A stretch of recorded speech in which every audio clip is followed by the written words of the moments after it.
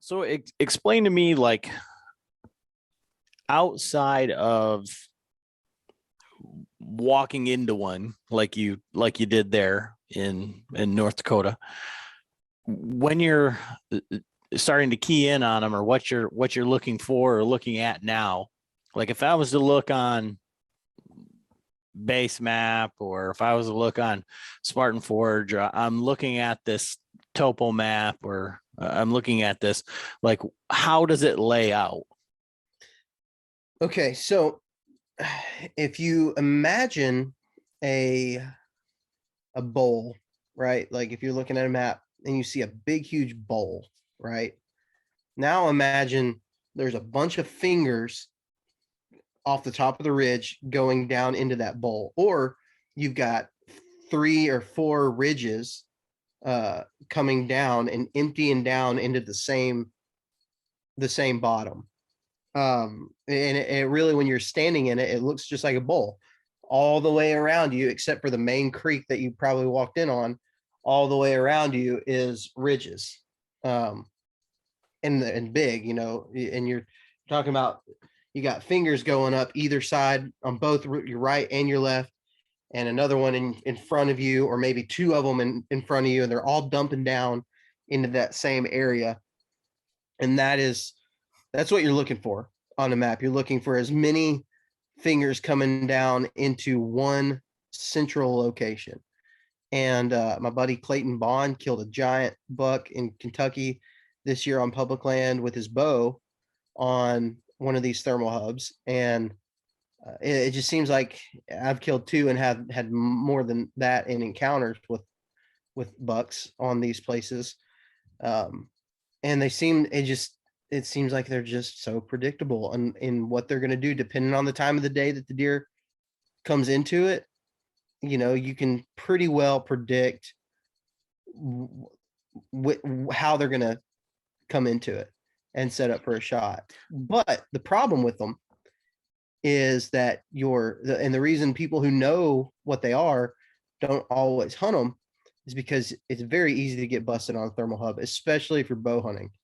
Um, I gun hunt, I rifle hunt in Alabama because we can.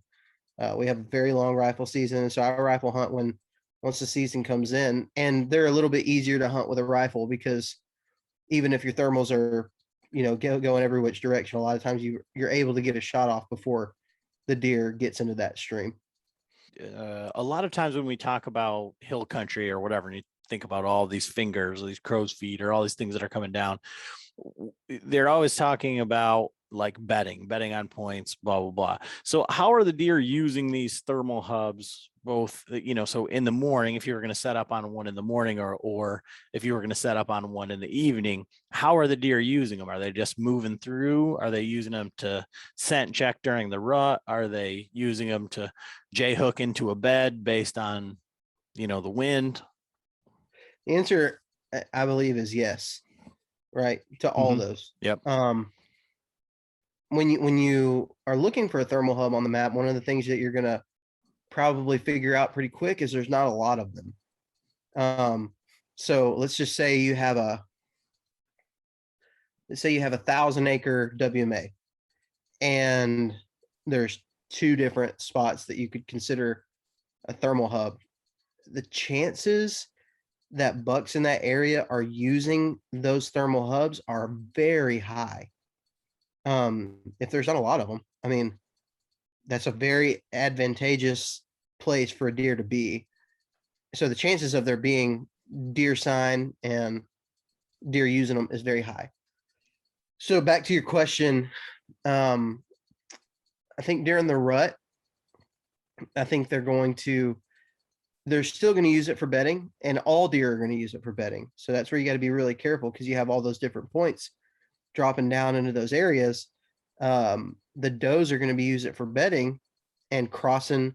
If they're feeding down low at night in the creek bottoms, they're going to be popping back up to those tops to bed, where it's typically going to be a little bit thicker up on the tops. I'm personally looking for the ones that maybe have a pine thicket or something like that up top, um, just because that tells me that there's probably bedding if it's got good cover. and it's a point and it's on a thermal hub where they got all this different advantage, there's likely going to be deer bedding on them. So you can, I like hunting them on a wind that is going to be pretty low, not a super heavy wind, but a lot of times your wind down in those hubs, you still want to get in there in a way that you're hunting the wind direction, but you just have to know down in these little spots, your wind's going to swirl so bad. It's going to do all kinds of crazy things.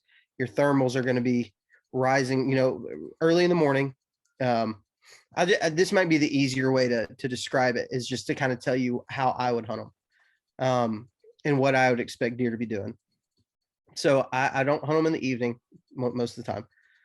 I want to access in the morning before daylight. So if just like thermals 101, it would be your thermals pulling down when it's dark and rising in the daylight.